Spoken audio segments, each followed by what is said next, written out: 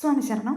കഴിഞ്ഞ ദിവസം പന്തളത്തൂടെ കടന്നു പോകുമ്പോഴാണ് ഞാൻ കണ്ടത് അയ്യപ്പ ഭക്തന്മാരൊക്കെ അമ്പലത്തിൻ്റെ മുറ്റത്ത് ഇങ്ങനെ നിൽക്കുന്നത്. റോഡിൽ കൂടാണ്, റോഡിൽ നിന്ന് കാണുകയായിരുന്നു ബസ്സിൽ ഇങ്ങനെ യാത്ര ചെയ്തപ്പോൾ. അപ്പോൾ എനിക്ക് യാദൃശ്യമായിട്ട് എൻ്റെ മനസ്സിലിങ്ങനെ തോന്നി, ഭഗവാനെ എനിക്ക് അന്ന് വരാൻ പറ്റിയില്ല, ഞാൻ അടുത്ത ദിവസം വന്നോളാം എന്ന് പറഞ്ഞു. പക്ഷേ ഇന്നലെ ഞാൻ കുളിച്ചൊരുങ്ങി നല്ല മനസ്സും ശരീരവും എല്ലാം ശുദ്ധിയായിട്ട് എനിക്കും അവിടെ പോകണമെന്ന് തോന്നി. അങ്ങനെ ഞാൻ വലിയ കോയിക്കൽ പന്തളം മഹാരാജാവിൻ്റെ കൊട്ടാരത്തിൽ പോയി. അതിനകത്തെ അമ്പലമാണിത്, ധർമ്മശാസ്താവിൻ്റെ അമ്പലമാണ്. അവിടെ ചെന്ന് കഴിഞ്ഞപ്പോൾ എനിക്ക് തിരുവാഭരണമൊക്കെ കാണാൻ പറ്റി.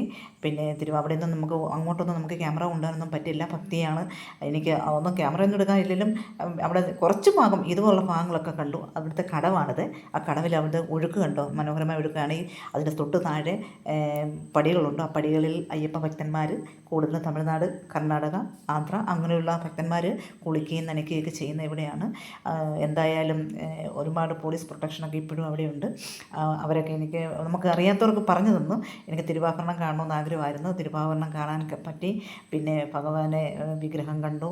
അങ്ങനെ ഒരുപാട് കാര്യങ്ങളെല്ലാം ഭഗവാന്റെ സാന്നിധ്യത്തിൽ എനിക്ക് കാണാൻ പറ്റി കേട്ടോ. അത് വലിയൊരു അനുഗ്രഹമായി തന്നെ തോന്നും. പിന്നെ വെച്ച് വാണിപ്പോക്കാർ ഇഷ്ടംപോലെ ആൾക്കാർ ഇവിടെ ഉണ്ട്. ഞാൻ ചുമ്മാ ജസ്റ്റ് എല്ലാവരും മാലയും കമ്മലും ഒക്കെ ഒന്ന് തോന്നി. പക്ഷേ ശരിക്കും പറഞ്ഞാൽ നല്ല ഭംഗിയുണ്ടായിരുന്നു കേട്ടോ. നമ്മൾ ഓൺലൈനിലൊക്കെ കാശ് കൊടുത്ത് മേടിക്കുന്നതിനേക്കാളൊക്കെ വളരെ, ഒരെണ്ണത്തിന് 50 രൂപയാണ്. ഈ മാലകളെല്ലാം ഏതെടുത്താലും 50 രൂപയെന്നാണ് അവർ പറയുന്നത് കേട്ടോ. ചുമ്മാ എനിക്ക് ആ പൈസയൊന്നും ഇല്ലായിരുന്നു. പക്ഷേ എങ്കിലും ഞാനത് കാണിക്കുകയൊക്കെ ഇട്ടതിന് ശേഷം നുള്ളിപ്പെറുക്കി ഒരു മാല മേടിച്ചു. എന്നിട്ട് ഭഗവാനോട് ഞാൻ പറഞ്ഞു, ഭഗവാനെ എനിക്ക് എൻ്റെ ഹൃദയമേ ഉള്ളൂ നിനക്ക് തരാൻ, മറ്റൊന്നും ഇപ്പോൾ എനിക്കില്ല എന്ന് മാത്രം പറഞ്ഞു. തൊഴുത് കുറച്ച് നേരം അവിടെ ആത്മശാന്തിക്ക് നമ്മളിങ്ങനെ ഇരിക്കുകയാണ്. നമ്മുടെ മനസ്സിൻ്റെ സുഖത്തിന് വേണ്ടി അവിടെ ഇങ്ങനെ ഇരുന്ന് പ്രാർത്ഥിച്ചു വന്നപ്പോഴത്തേനും ഒരു പോലീസ് കോൺസ്റ്റബിൾ ലേഡിയാണ്, അത് വന്ന് പറഞ്ഞു, ഉച്ചയ്ക്ക് ഇവിടെ കഞ്ഞിയൊക്കെ ഉണ്ട്, അത് കുടിച്ചിട്ടൊക്കെ പോയാൽ മതി എന്ന് പറഞ്ഞു. പിന്നെ അതിനുശേഷം എന്നോട് ഒരുപാട് സ്ഥലങ്ങളൊക്കെ കാണിച്ചു തന്നു. അങ്ങനെ പോകണം ഇങ്ങനെ പോകണം എന്നൊക്കെ അവർ പറഞ്ഞു തന്നു കേട്ടോ. അതിന് പ്രകാരം ഞാൻ കുറച്ച് നേരം വെയിറ്റ് ചെയ്ത് അവർ പറഞ്ഞ സ്ഥലത്തിരുന്നു. ഭഗവാന്റെ കഞ്ഞി, എന്താ പറയുക, നേർച്ചക്കഞ്ഞി കുടിക്കാനുള്ള ഭാഗ്യം എനിക്കുണ്ടായി. ഒരുപാട് ഭക്തജനങ്ങൾ ഇടിച്ചു നിൽക്കുകയാണ്.